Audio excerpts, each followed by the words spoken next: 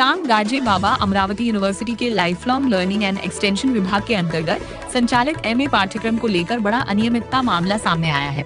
आदिवासी आंदोलन कृति समिति ने आरोप लगाया है कि शासन की मान्यता नहीं होने के बावजूद आदिवासी विद्यार्थियों को पंडित दीनदयाल स्वयं योजना का लाभ दिया गया। इस मामले को लेकर जिलाधिकारी और आदिवासी आयुक्त कार्यालय में शिकायत दर्ज कराई गई है। समिति के अनुसार वर्ष 2011 से संचालित इस पाठ्यक्रम को शासन की आधिकारिक मान्यता नहीं होने की जानकारी धारणी परियोजना कार्यालय द्वारा जिलाधिकारी को दिए गए स्पष्टीकरण में सामने आई है। इसके बावजूद वर्ष 2011 से 2026 के बीच करीब 400 विद्यार्थियों को स्वयं योजना के तहत लाभ दिया गया। आरोप है कि इस प्रक्रिया के माध्यम से लगभग 2 करोड़ रुपए की अनुदान राशि विद्यार्थियों के खातों में जमा कराई गई।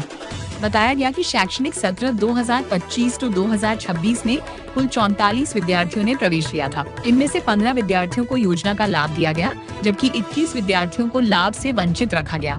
आदिवासी आंदोलन कृति समिति ने आरोप लगाया है कि कुछ अधिकारियों ने जानबूझकर विद्यार्थियों के साथ अन्याय किया। समिति के अध्यक्ष अर्जुन युवनाटे ने पूरे मामले की उच्च स्तरीय जाँच की मांग की है। उन्होंने परियोजना कार्यालय धारणी, शिक्षा एपीओ, विश्वविद्यालय विभाग प्रमुखों और संबंधित कर्मचारियों के खिलाफ आपराधिक मामला दर्ज कर कार्रवाई करने की मांग उठाई है। साथ ही वंचित विद्यार्थियों को तत्काल योजना का लाभ देने की भी मांग की गई है। प्रकल्प कार्यालय धारणी अंतर्गत आदिवासी विकास विभागांतर्गत आदिवासी विद्यार्थ्यांसाठी स्वयं योजना आहे पंडित दीनदयाल अंतर्गत।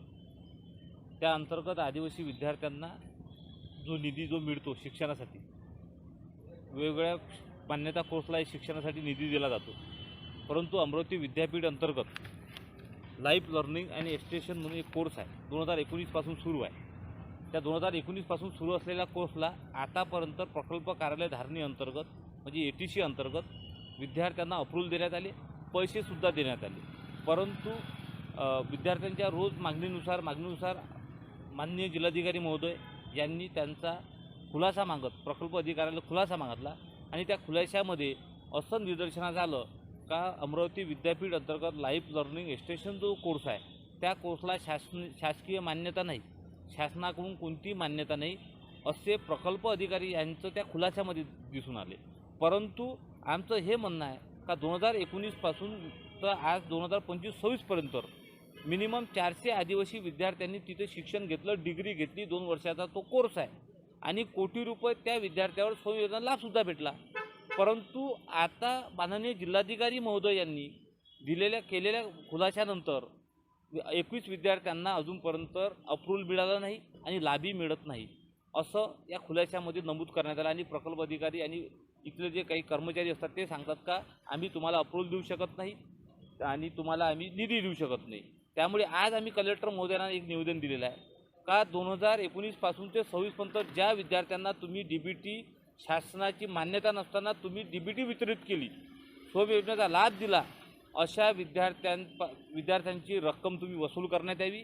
ती रक्कम माननीय विद्यापीठ यांच्याकडून ते वसूल करावी आणि जे कर्मचारी अधिकारी यामध्ये सामील आहे त्या सर्वांवर फौजदारी गुन्हा दाखल करून हा सुरू असलेला भोंगळ कारभार हा तात्काळ थांबवण्यात यावा आणि याची उच्चस्तरीय चौकशी करून हा भ्रष्टाचार नायनाट करावा याच्यासाठी आज आम्ही निवेदन दिलं।